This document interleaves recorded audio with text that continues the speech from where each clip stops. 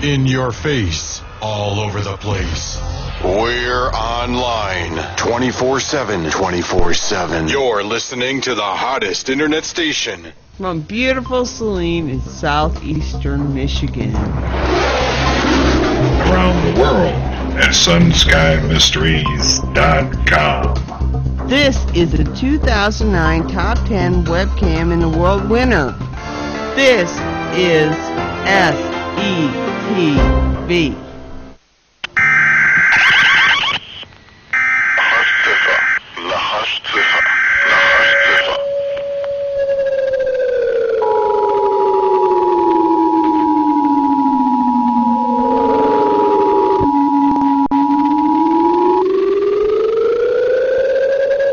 This message is transmitted at the request of the United States Office of Civil Defense.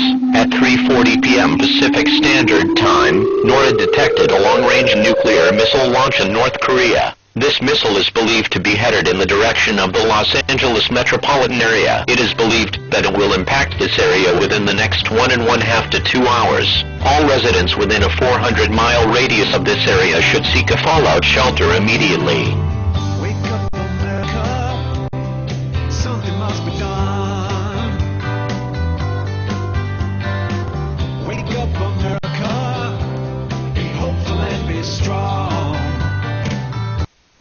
The only real effect I can have is to create the impression that things aren't as bad as they are. To give our people time, the opportunity to survive. I guess I just never realized I'd gone so far. We had lost so much control. Totalitarianism doesn't need armies. It only needs to control a couple of things.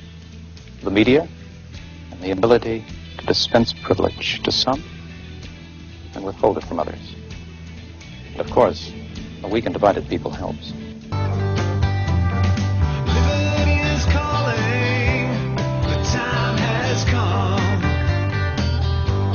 There is only one holistic system of systems. One vast and immane, interwoven, interacting, multivariate, multinational dominion of dollars.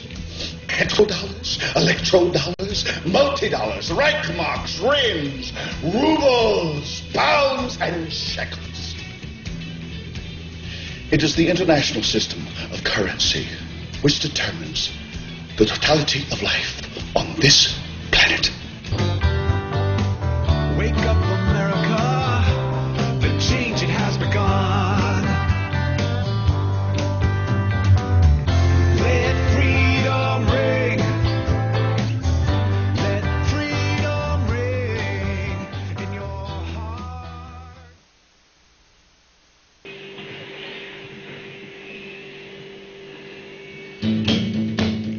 Well, good evening, everybody. Bill Zam here. I trust everybody is having a great evening. You know what? I love that opening that we have for the show. I just wish it wasn't so long, but, well, you can't play it if you don't play the whole thing. If you play the whole thing, then it's too long, so never mind. You know, my job here on the show is to wake people up, to do whatever it takes to wake people up, one person at a time. Hopefully, you're one of the people that already is woken up. If not, hopefully we can get through to you. And then you can pass this information on to your family, maybe send them over to the YouTube channel or the website. You see, all around the world right now, things are in chaos, as I'm sure you know. But there is one thing that you can do here in the United States to make yourself safer. And that is, make sure you wear your sunglasses and your hat at all times when you're outside, because that screws with the facial recognition software in the drones. Anyways, I hope everybody is doing good tonight. This is our first show since the show on Saturday night that we did with Alexander Bachman. We were, if you missed that show or haven't seen the tape as yet or listened to the MP3, we were interfered with by somebody or another, probably somebody from one of the alphabet soup agencies that are scattered about the country and the North American continent. But we were able to get the show off. It was highly interesting, to say the least. We talked about a lot of things. Now, over the past day or so, I have been coming up with a lot of information. I was going to do a show last night, but I was just a little bit too tired, actually, to get on the air and yap for an hour or two into the microphone and give you the information that you need to know. But we have saved up most of that information for you tonight. It is all extremely interesting. Now, let's go over to the screen capture so you can read along. And here we go. Now, the hold on one second. Let me do one thing, and we're gonna do that right there. There we go. Now we get as much on the screen as possible. Now let me ask you a question. Have you ever heard of a tech company called Neustar? And incidentally, the stuff I'm going to talk about tonight, it's probably going to get me one of them there heart attack bullets from whoever's sending the heart attack bullets to the whoever's talking too much about things they shouldn't be talking about. So, but that's what we do here. We talk about things we're not supposed to talk about. Have you ever heard of a company named Neustar? Probably not, and that's just the way the government wants to keep it. Neustar is a relatively new company that is playing a large secret role in the expansion of their surveillance state. According to published reports, Neustar handles the law enforcement surveillance and user data requests for over 400 telecommunications companies. That is 400 of the companies. Think about how many cell phone and regular phone companies there are. This company handles it for 400. Do you think there's 400 cell phone companies in the United States? Think about that for a minute. Over 400 telecommunications companies. To accommodate their clients' demands, Neustar maintains a database containing information on every cell phone in the United States, including yours. The New American reported recently, in a report issued by cell phone carriers, the mobile phone providers indicated that last year they received 1.3 million demands from quote-unquote law enforcement agencies for access to text messages and locations of subscribers. The New York Times published an article that provided the following breakdown. Let me see if I have that. Nope, I do not have that article handy. That is something else.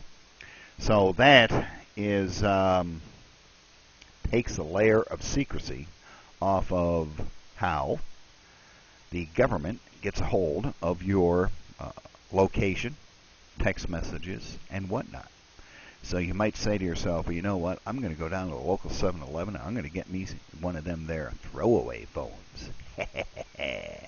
Really? How about this? Ring, ring. We're going to do a little phone call thing here. Imitation of a phone call. Ring, ring. Hello, Neustar. Yes, this is the Alphabet Agency in Washington, D.C., and we'd like some information on one of your subscribers, one Mr. Bill Zam. Well, I'm sorry, sir, but he no longer has a cell phone. Well, I'll tell you what, do you know what his last location was? Yes, sir, we do.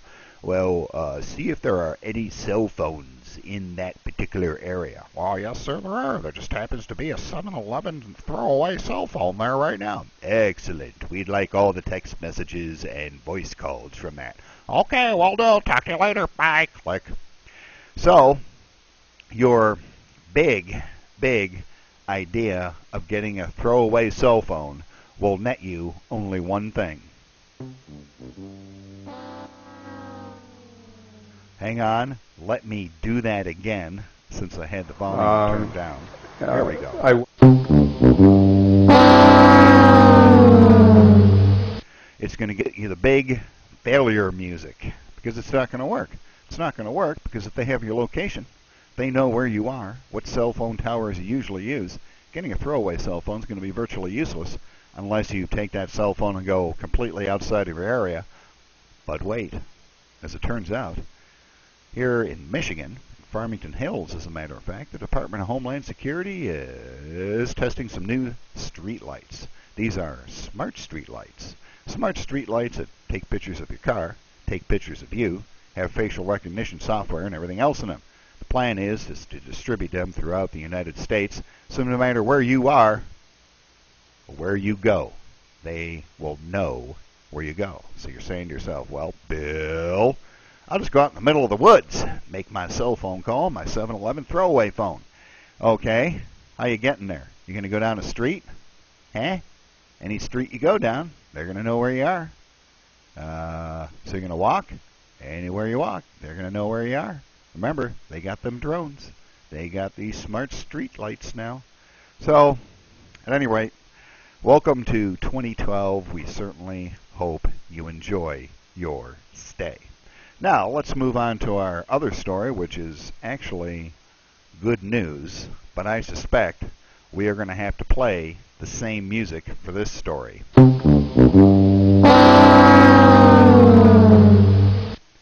The Keshe Foundation, located in Ninove, Belgium, has announced that they will be releasing the first phase of its space technology and gravitational magnetic system it has developed to all scientists around the world simultaneously for the purposes of production and duplication, which the Foundation says will allow travel from Iran to New York, as an example apparently, in approximately 10 minutes travel time.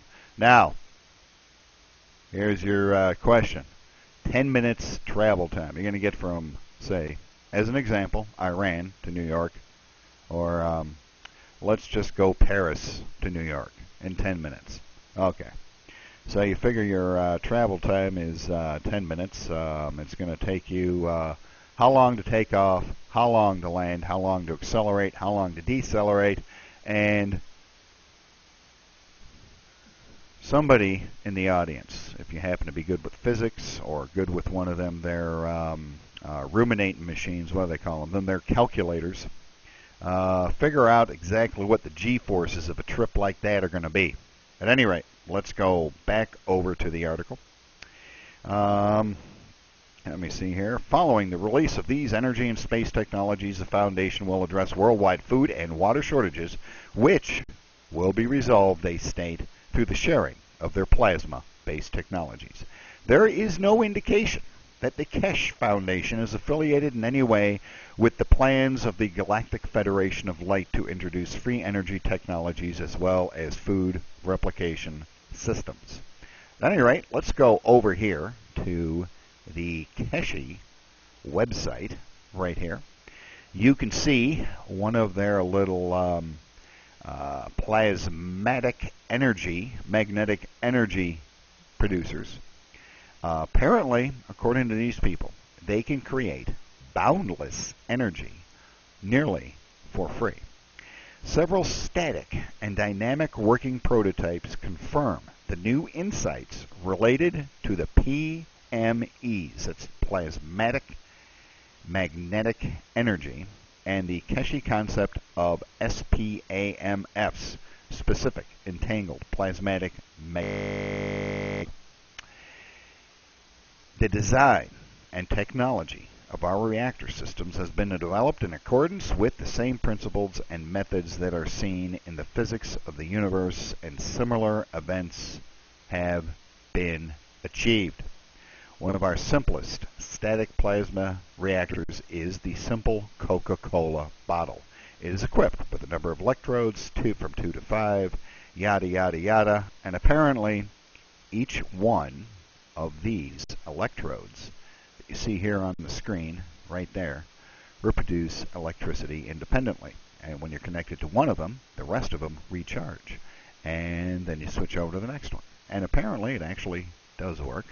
Later here in the article, we can see that, believe it or not, look at this. They are using their thing that's called KT Liquid right here in that photograph right there, and cola liquid.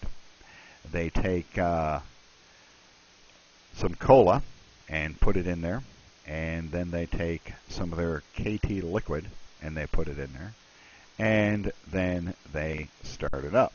Now, according to this, they're getting 65 microvolts, 364 microvolts, 1048 microvolts, and 129 microvolts, and 360 microvolts. So, there you go. Apparently, they can create energy using their super secret fluids to create the energy. That is fine. I'd like to see it happen. We'll see if it happens.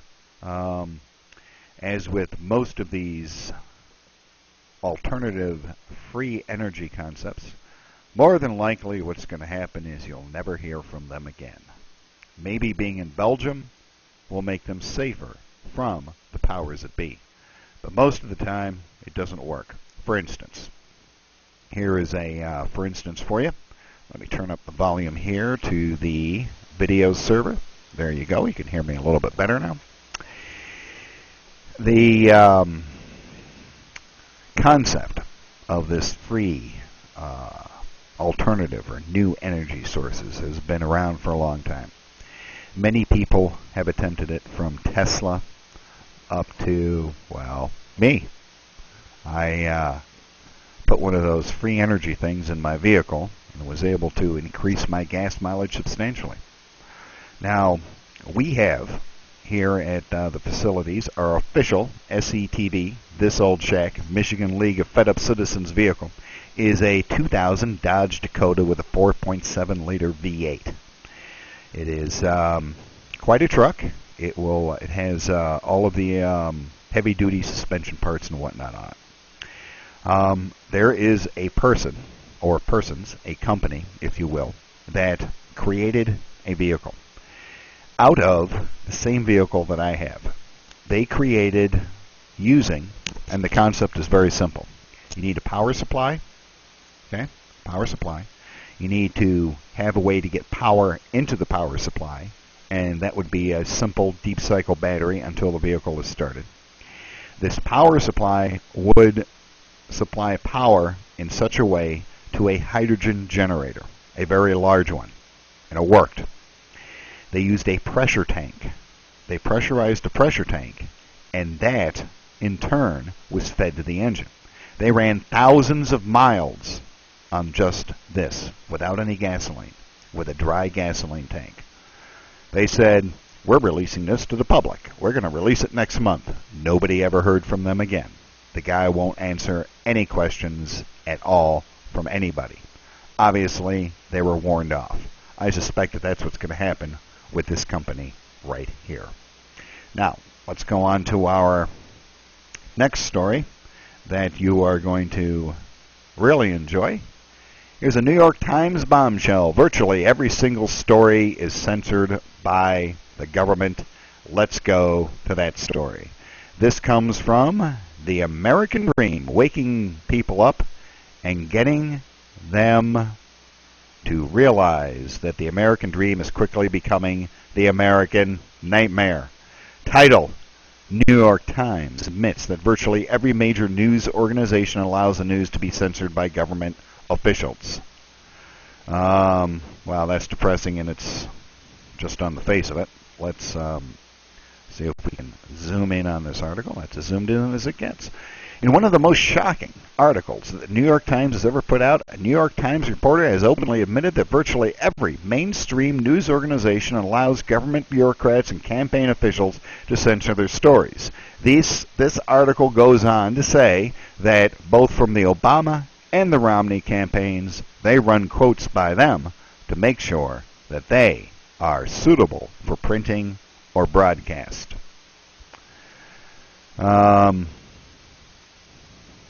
What do I think about that?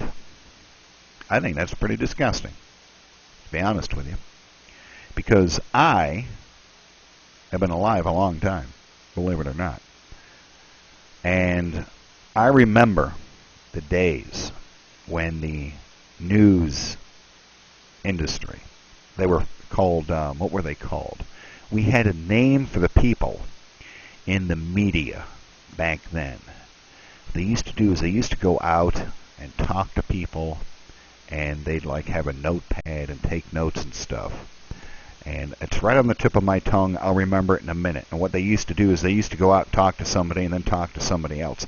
And they'd get right down to the dirt of the story. And they'd like get right into it. And no matter where it led them, you know, even if it was a bad thing for the person they were reporting about, they'd still report it. Now, what were they called?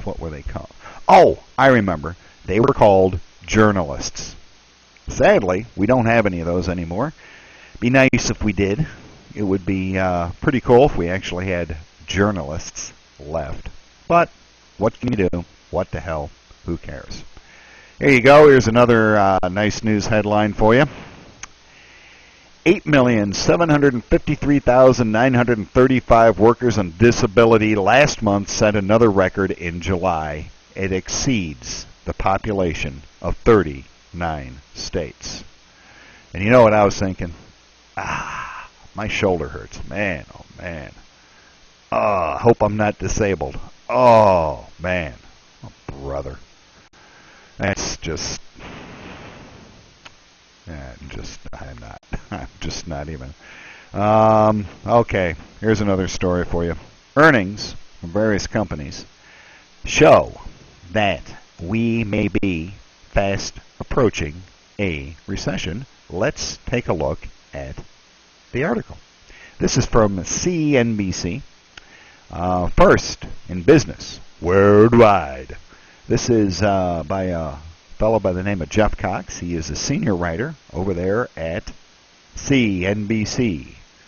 First in business worldwide. At any rate, earnings show recession may be fast approaching. While this quarter's earnings have crossed a substantially lower profit bar, future expectations through the year indicate a recession could be on the way.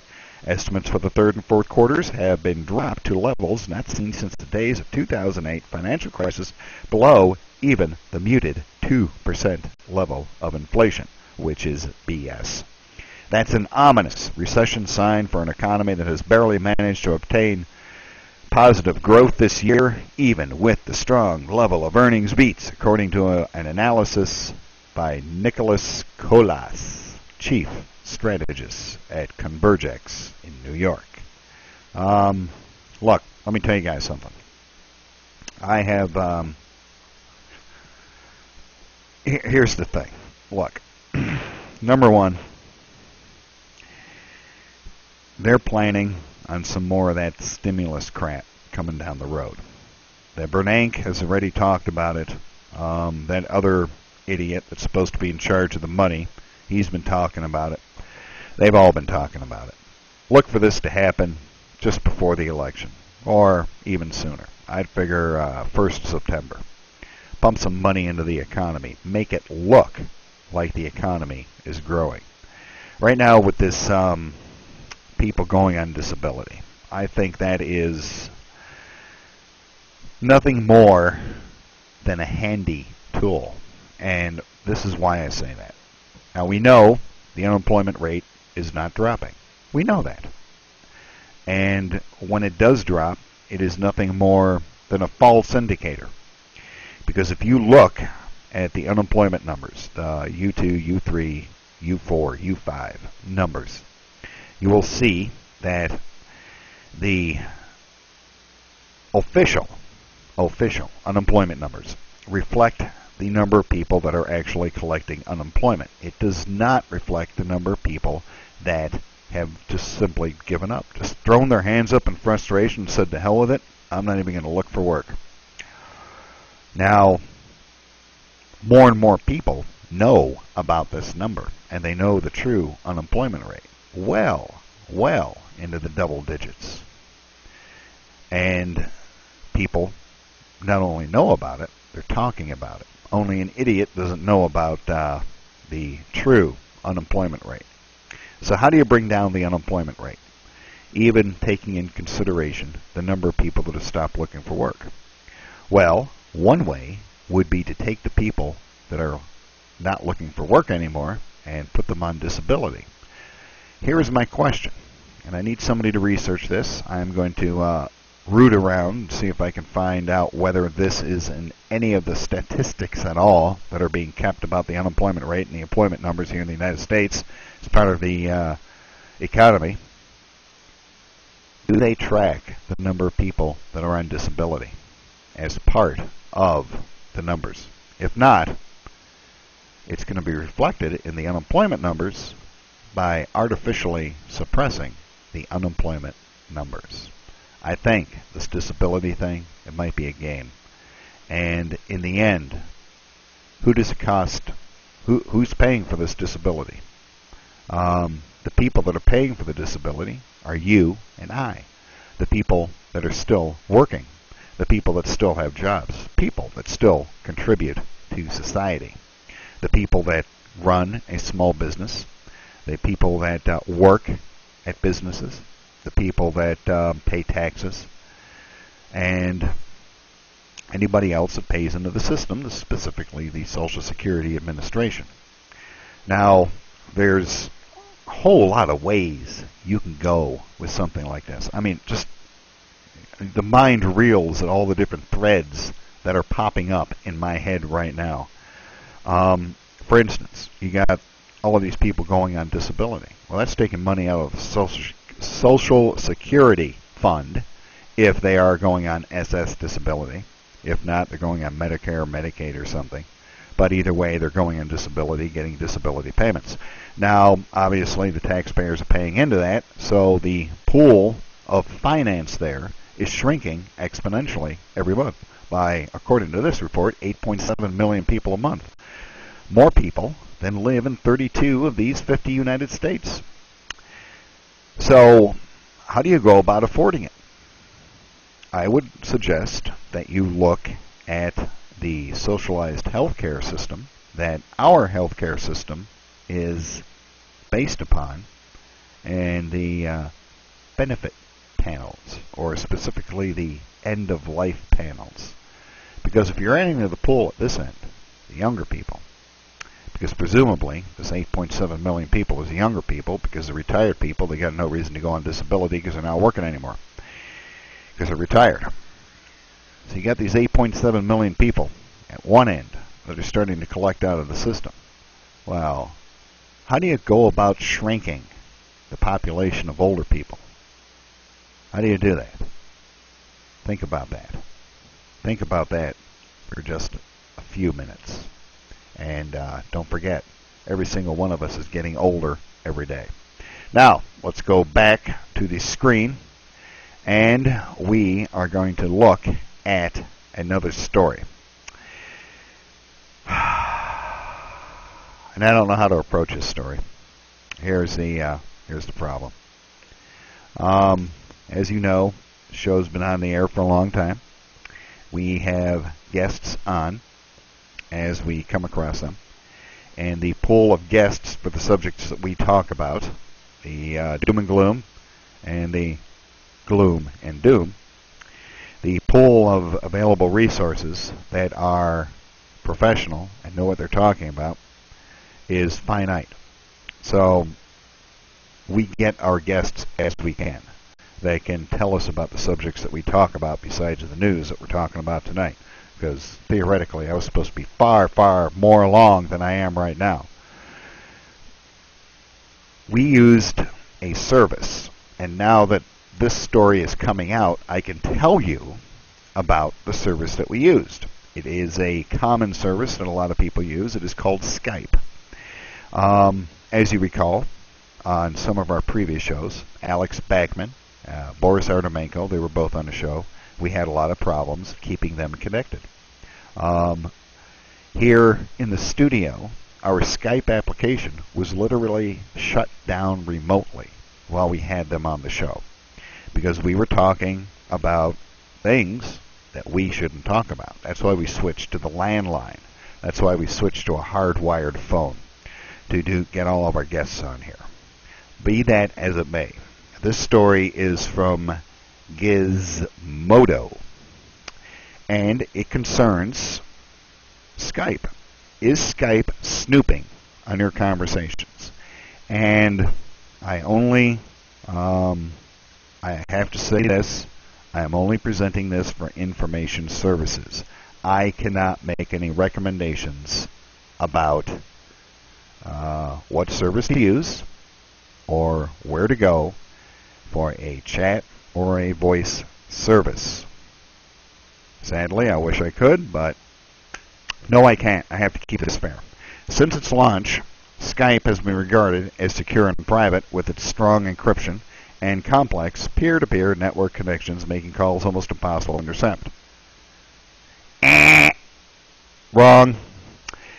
Anyways, since Microsoft bought it out, though, things have been changing, and Slate suggests your privacy may not be what it once was. 5 years ago, Skype was actively against helping law enforcement agencies. It claimed it could not conduct wiretaps because of its peer-to-peer architecture and encryption techniques.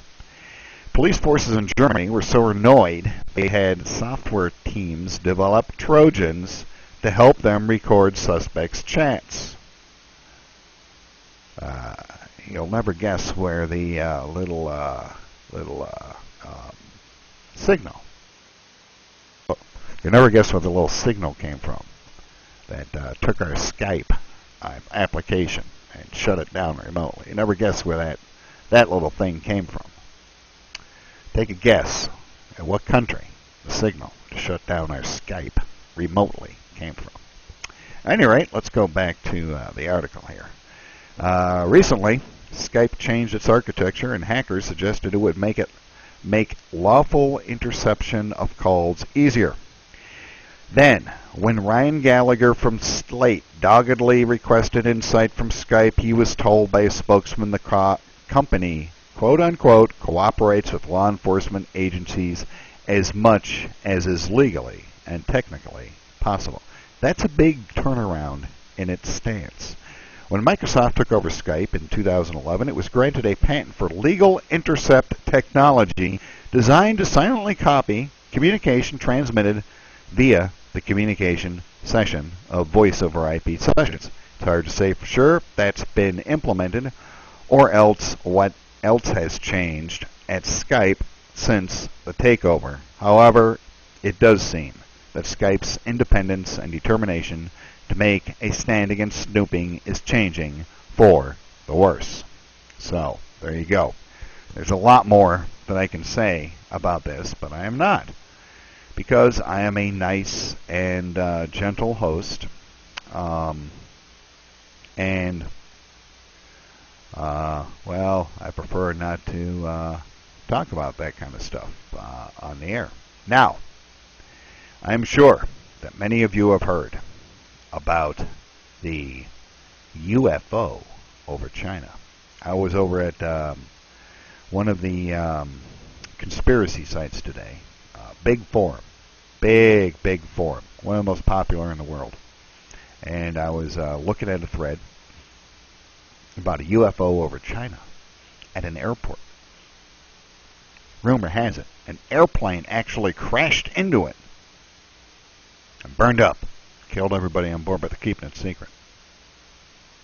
Apparently, this UFO was seen by a lot of people, and there's pictures floating around on the internet about the UFO.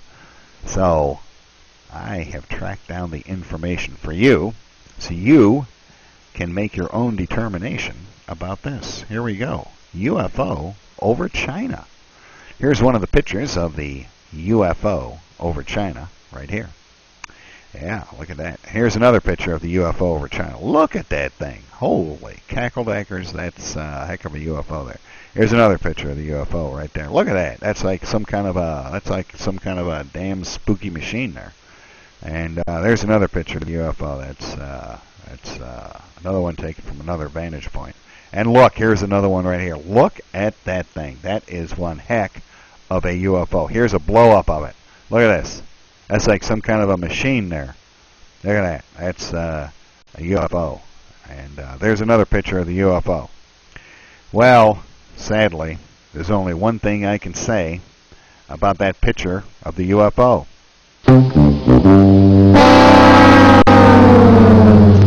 Because it's not. Let's go over here to, where are we? Forge. Hold on a minute here. Forge E. More. Tom Ori. Forge and Tom More. Whatever. You can see how it's spelled right there on there. Do a search for it. UFO over Hangzhou, China. A long exposure. Here's the one of the other pictures of the UFO. Look at that thing there. Oh, wow. That's like the one of the ones that we just saw today. That right there. Look at that. That's a blow-up of that picture of the UFO. An unidentified flying object disrupted air traffic over Xinjiang's provincial capital, Hangzhou, late Wednesday, July 7th, the multiple municipal government said on Thursday. The Zhongshan airport was closed after the UFO was detected around 9 p.m. and some flights were rerouted. A source with knowledge of the matter, however, told China Daily on Thursday that the authorities had learned that the UFO was after an investigation, but it was not the proper time to publicly disclose the information because there was a military connection, he said, adding that an official explanation is expected to be given on Friday. As yet, there has been no official explanation. So, here we go. The image that first circulated with the news, seen at the beginning, is described as a photo taken by a resident of Hangzhou, shows an unidentified flying object hovering over the Hangzhou, capital of East China's Zhejiang province, late Wednesday, 2010.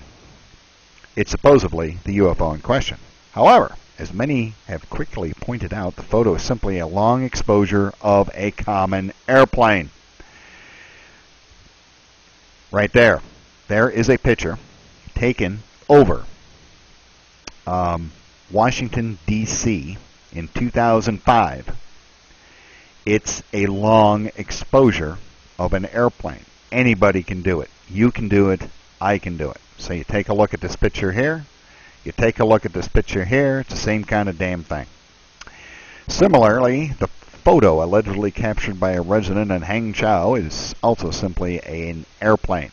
Case closed. Have we identified the UFO? But the story is a bit more complicated because the sources are so unreliable that even when they promote a misidentification, the mistakes may go even further. As more news reports came up about the case, new photos showed up along with it. Even ABC apparently swallowed them all up, presenting them along with the case. All of these other photos, with the exception of a single one, are also simply long exposure photographs of other aircrafts, specifically helicopters. Not only that, they have nothing to do with China and were published on the web years ago. These photographs that you're seeing that are supposed to be coming from China, they were from 2010. How do you like that? And this one right here, this came from Russia in 2008. It is actually the long exposure of a helicopter in flight. So this is how it's done. You do the long exposure. The little spots of light on this red bar that you see there, that are the marker lights of the helicopter. And the little beams that come down are the beams from the spotlight. It's now quite clear what must have happened. To illustrate the news of the Zhongshan airport UFO incident, several newspapers simply scoured the web for any UFO images that looked like the original photo, which was in itself a simple long exposure photo of an airplane. They found several long exposure photos of helicopters, and again, with nothing to do with the actual case. And this one here, this has also been circulating. This is the latest rocket launch to the space station. That's all that is. And there's a YouTube video that goes along with it as our little presentation browser freezes up, so we may have to restart that. Oh, it's not going to freeze up on us after all. So, at any rate, there you go. Let me close that. we're just going to go ahead and close a bunch of these windows that we don't need anymore. We're going to close that one. Doom and gloom. Gloom and doom. Let's see, the government's spying on you. Fake UFOs. And there we go. So, that brings us up to the super duper topic of the evening. I was going to hit the Father Crespi topic tonight about the... I'm not even going to bother to try to explain it because I'm going to wind up telling you the whole story. We're going to cover that on our next show, I promise. This is going to be very, very, very interesting. I'll have some sound clips for you. Now, let's take a look at this. I believe that I have figured out why the world-famous Seed Vault was built where it is. Let's actually go up over here. World Seed Vault. Let's take a look and see what... let's see here. There it is. Let's go over here to the Wikipedia. And here we go. The Global Seed Vault. It's at Svalbard, wherever it is. It is a seed bank. It is in Norway. There's the location of it for your GPS in case you're deciding to, decide to go there. It is the Seed Vault. The Svalbard Global Seed Vault is a secure seed bank located on the Norwegian island of Spitsbergen, near the town of Longyearbyen, in the remote Arctic Svalbard archipelago, about 1,300 kilometers from the North Pole. Now, a lot of people have asked the question, the poignant and pertinent question, I believe. Look, these clowns, they keep going on and nattering like my mother, on and on about global warming, how the seas are going to rise and swallow us all up, and everything else about how we're killing the planet, and yet they take their damn Seed Vault and they put it right close to the North Pole, which is supposed to melt, and flood the area where their precious Seed Vault is. But I believe there is something afoot. I believe we are close to finding out what the reason is for their Seed Vault. And once again, folks, this goes back to the document that I have been referring to for the past few weeks, the Boeing whistleblower's warning, will a massive celestial system change our solar system? The Seed Vault. Let's go back over here. The Seed Vault was built where it was because at the time of this apparent cleansing, that's what we're talking about, the cleansing of the Earth's surface, it will be winter in the northern hemisphere. Or the vault will be pointed away from the arc effect that we're going to talk about in a minute. That may be the saving grace in all of this. The northern hemisphere will be on the away side of the stream of protons that some people are talking about. Thus, it is my opinion that those of us living in the northern hemisphere will be responsible for the repopulation of the planet, and possibly a return to a somewhat technical society.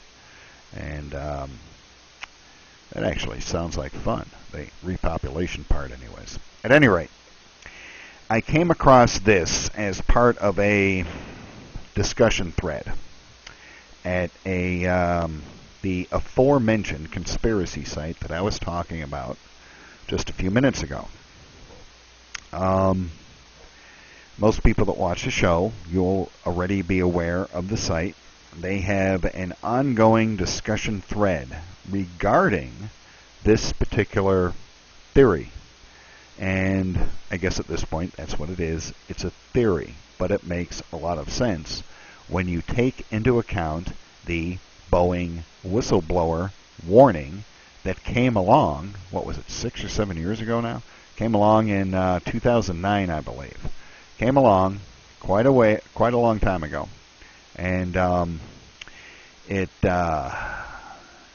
has to do with the quote-unquote giant ribbon discovered at the edge of the solar system, which is now, obviously, these years later, more inbound. And as I've told you before, it is, I believe, one of the reasons why they sent the Voyager spacecraft out. Let's see. Voyager makes an interstellar discovery. Astronomers call the cloud we're running into now the Local Interstellar Cloud, or Local Fluff for short. It's about 30 light years wide and contains a wispy mixture of hydrogen and helium atoms at a temperature of 6,000 degrees Celsius. The mystery of the fluff has to do with its surroundings.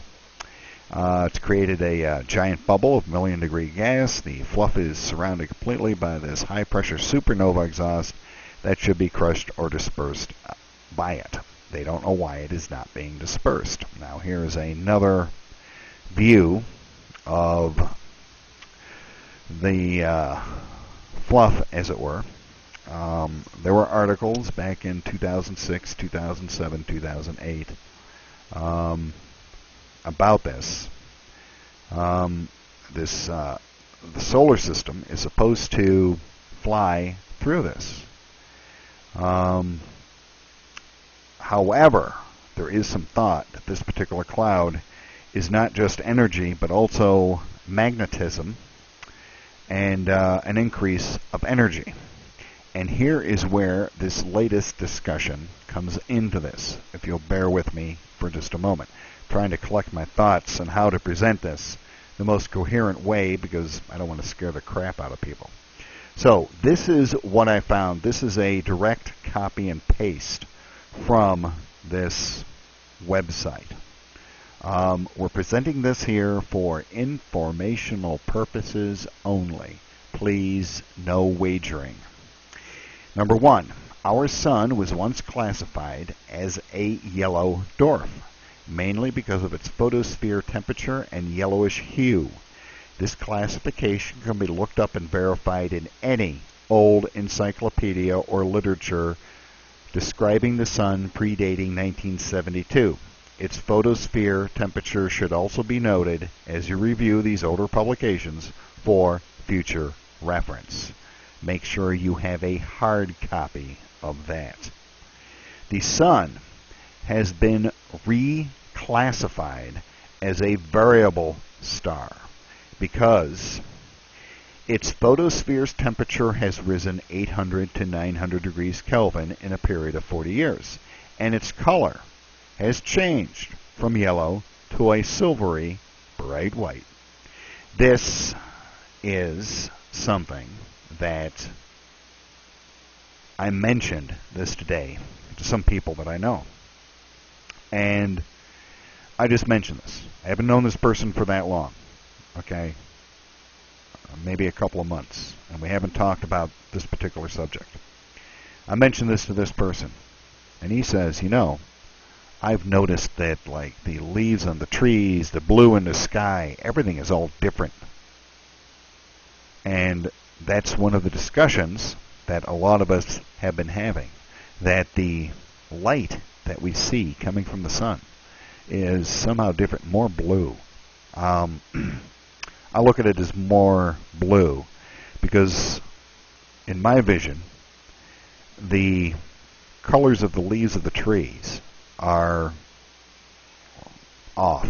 They're not as green as they once were. They're how do I want to say it? More blue. Okay, it's like there's a blue tint to them. If you look up in the sky, very rarely is it the topaz blue that we're all familiar with from our childhoods. Those of us that are over 50 years old remember this distinctly. At any rate, the photosphere temperature has risen 800 to 900 degrees Kelvin in a period of 40 years, and its color has transformed from yellow to a silvery bright white. The change in color is a direct result of the change in temperature and the increase of UV radiation output. The UV radiation is invisible to the human eye, but it changes the color of light-emitting objects when present. This is why, when you get the damn curly-Q light bulbs, people don't like them. That makes everything look all stark. That's because of the UV spectrum that the compact fluorescent lights put out. It's one of the things that the manufacturers have been fighting with for years, I believe, in making these lights appear more incandescent or more yellowish. That's why people like the incandescent bulbs so much more, because it's the more natural yellow light that human beings are used to. Anyways, let's move on. The change in the photosphere's temperature is responsible for the global warming that we're seeing. And this fact is known, but being intentionally obfuscated to prevent panic. The increase in photosphere temperature is a result of an influx of fuel in the form of a plasma field in the solar system has recently entered in the last 40 years, a concentration of ionized matter that is concentrated on the Milky Way's galactic plane. In other words, as we move into the area of the galactic plane, this gets stronger. This goes right back to the Boeing whistleblower document that I have been talking about for the past, a year at least. And the person, the whistleblower, says NASA isn't sure of anything. It believes it may be happening. Something is happening, and many who have the ability to send birds, that would be satellites, up are also trying to figure out what is real. This is why we are now seeing the supposition that may be correct, that the information that we're seeing on websites of the telemetry, the photos, the images, the information, the data that is coming from the sun-gazing satellites is being obfuscated, falsified, massaged, if you will. Many people believe that. There is some evidence that something is going on. I don't have anything specific, but it is something that I have been noticing and a lot of other people. Here's a question for the whistleblower. Is NASA concerned about a near certain event? Or are they more worried because some of these secrets look like they're going to be exposed and there is nothing they can do about it? Here's the answer. Some of both, but not why you think. Everyone at NASA has family somewhere. They're not a bunch of government robots. They have feelings. They fear what can happen. They have to pay their bills like all of us. They need to keep money coming into their budget. Many want to keep money coming into their budget so that they can figure out what this is. Let's go back to this text. Remember, the increase in photosphere temperature is a result of an influx of fuel in the form of a plasma field in the solar system that has recently entered. That is the fluff that this document talks about. See how that's related?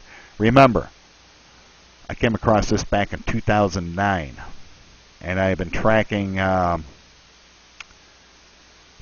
this, and I'll give you another hint about this particular document. Okay? Someone asked this person, is this an electromagnetic pulse that we're talking about? An electromagnetic pulse, that's a big concern, and now I have to go. Goodbye. Which means that this person was getting really, really close to something that he did not want to talk about. Back to this document. The solar system is not really part of the Milky Way. I believe it's part of the Sagittarius, isn't it? Something like that, if I recall correctly, and it's colliding with the Milky Way. And is moving vertically through and into the galactic plane. As the Earth enters the galactic plane, energy from the sun will increase, as will solar radiation storms. The presence of this dense ionized matter in the galactic plane known as plasma, will increase the conductivity of electromagnetic and charged particle energy from the sun to the Earth. The average temperature of the Earth will peak as we pass through the galactic plane for two reasons. The sun will receive an influx of fuel in the form of hydrogen ions, and the transmission of energy from the sun to the Earth will become more efficient in this plasma-rich environment. This is one of the reasons why, according to this whistleblower, NASA is so worried about what is going on with this interstellar fluff.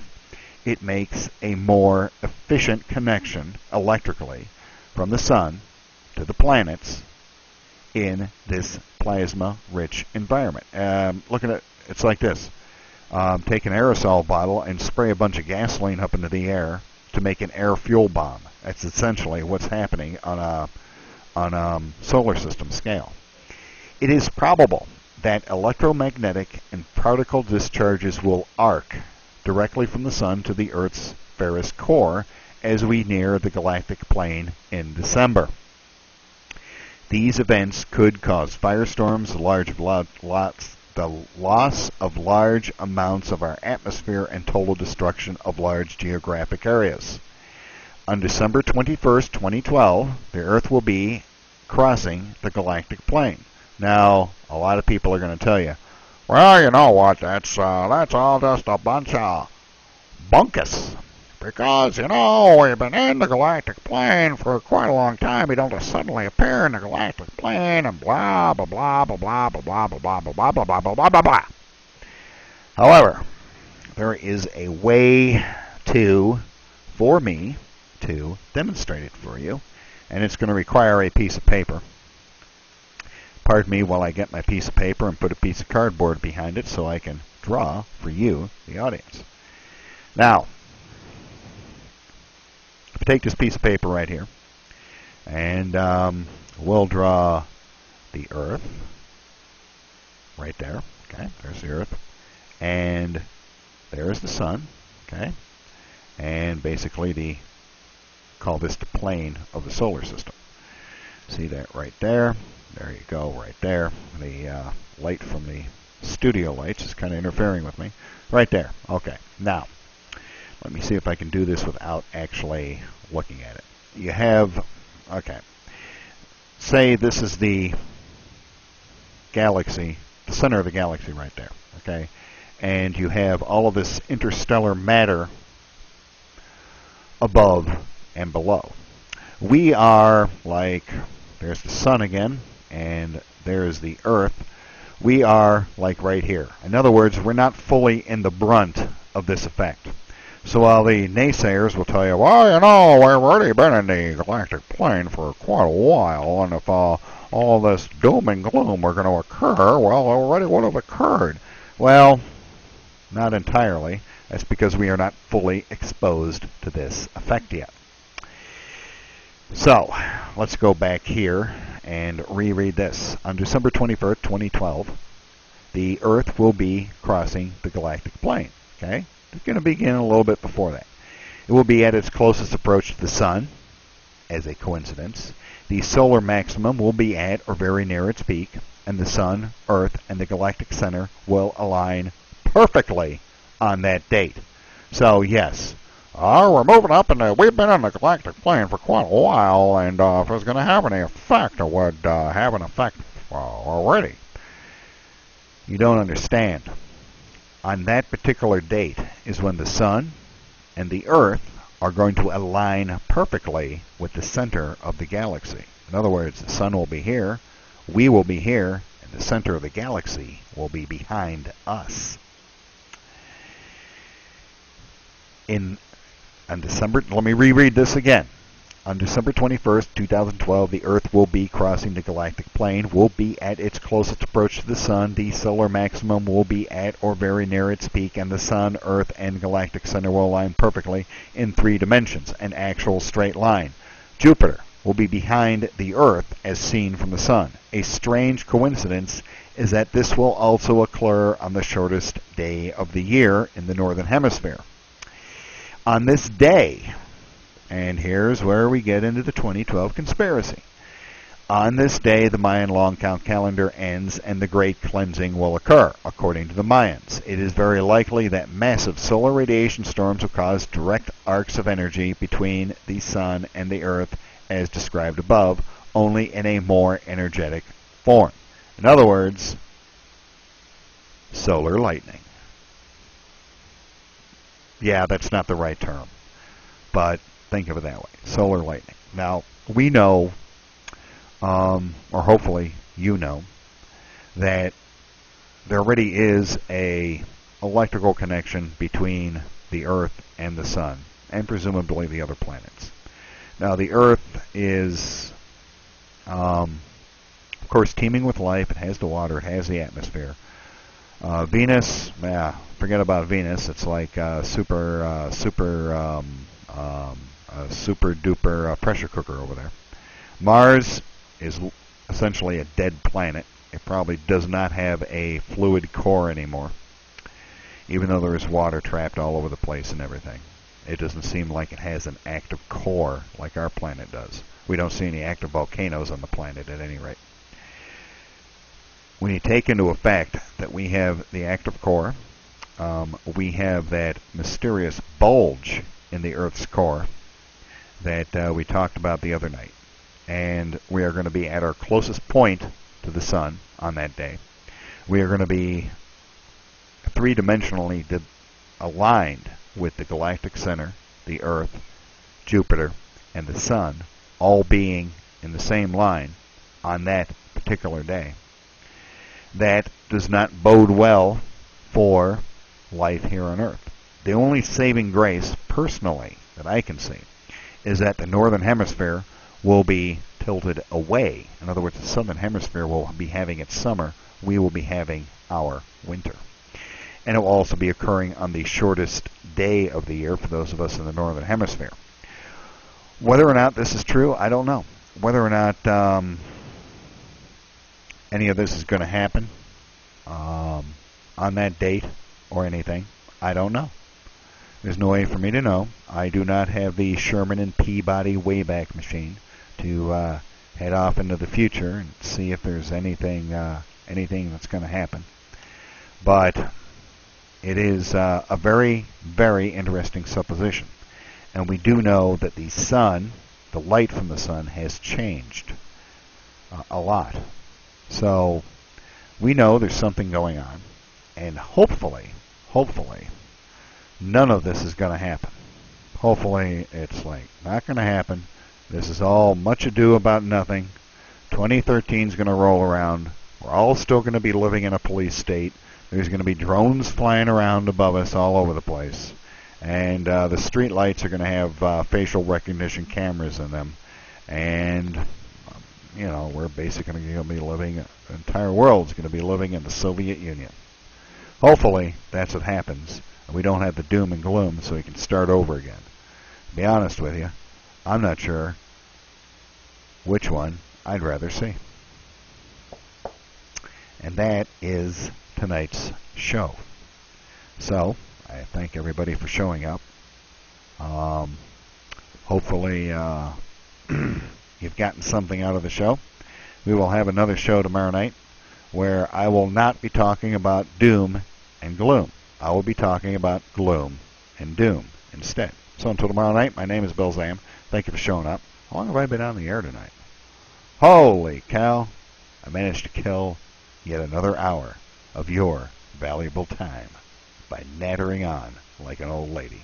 At any rate, thank you for showing up. We appreciate it. And as always, I really appreciate the powers that be, all of the alphabet soup, different agencies, allowing us to continue broadcasting. Thank you very much. We certainly appreciate it. Have a good evening. We will see you tomorrow night.